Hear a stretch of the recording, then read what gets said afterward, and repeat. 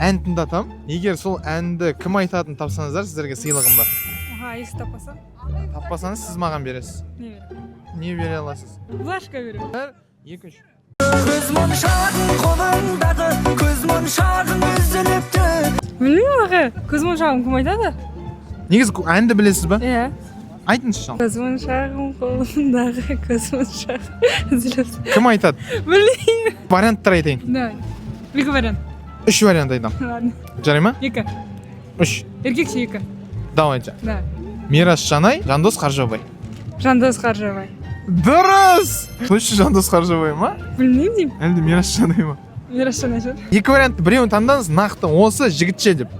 Мирас Жанай, наверное. Дұрыс емес. Жандос Қаржабай ғой. Бұл әнді Жандос Қаржабай айтады ғой дегенге сізге бүйтіп билет беріп жіберемін деп ойлап едім. Енді болмай қалды енді. Блашка қайда енді? Мынадай блашка бар ма, не?